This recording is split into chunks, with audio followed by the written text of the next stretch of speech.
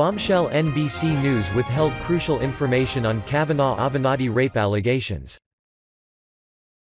We would not expect anything less from fake news MSM.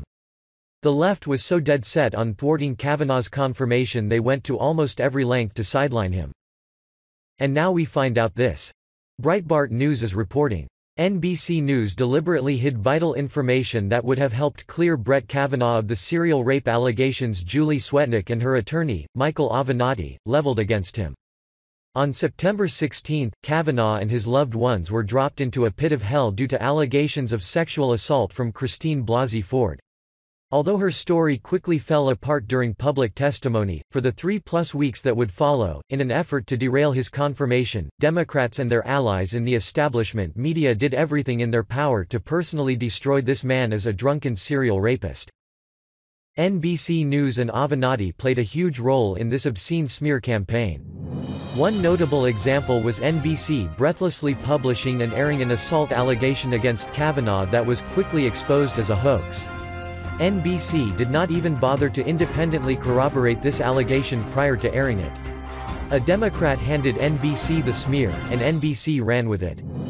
To make matters worse, we now know NBC News withheld crucial information that undermined the allegations made by Swetnick, the Avenatti client who accused a high school-aged Kavanaugh of spiking punch bowls at house parties so he and his buddies could engage in serial rapes. And we know NBC deliberately withheld this crucial information because NBC is now admitting it had this information all the way back on September 30.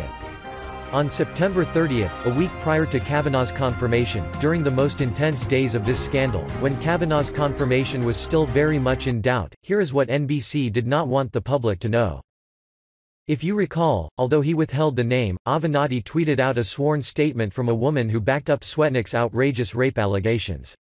In her statement, this second woman swore that she, too, had witnessed Kavanaugh spike punch bowls and take sexual advantage of girls.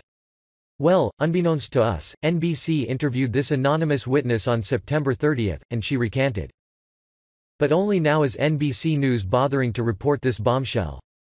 Referring to Kavanaugh spiking the punch, "I did not ever think it was Brett," the woman said to reporters in a phone interview arranged by Avenatti on September 30 after repeated requests to speak with other witnesses who might corroborate Swetnick's claims. When asked in the phone interview if she ever witnessed Kavanaugh act inappropriately towards girls, the woman replied, "No. Wait, it gets worse." On October 3, NBC News again spoke to this woman, and this time, she all but accused Avenatti of fabricating her statement. Reached by phone independently from Avenatti on October 3, the woman said she only skimmed the declaration. After reviewing the statement, she wrote in a text on October 4 to NBC News, "It is incorrect that I saw Brett spike the punch. I did not see anyone spike the punch. He was very clear with Michael Avenatti from day one." When pressed about abusive behavior towards girls, she wrote in a text, "I would not ever allow anyone to be abusive in my presence, male or female." And now, we come to the grand conclusion. When asked about the total contradiction between his client's sworn statement and what she told NBC, after it no longer matters, NBC now informs us, at one point, in an apparent effort to thwart the reporting process, Avenatti added in the phone call, "How about this, on background, it's not the same woman. What are you going to do with that?"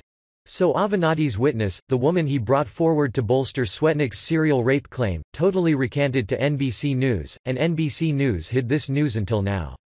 Moreover, NBC News believed Kavanaugh's chief tormentor Avenatti was attempting to thwart the reporting process, and NBC also chose to hide this information until long after it mattered.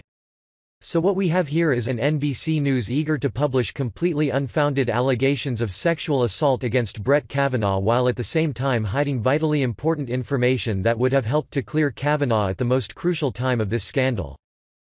In other words, in a partisan effort to derail Kavanaugh's confirmation, to do its part to keep Kavanaugh off the Supreme Court, NBC News published uncorroborated smears against him and then engaged in a deliberate cover-up of a legitimate story that backed up Kavanaugh's claim of his innocence and his claim that there was a coordinated campaign at work to personally destroy him.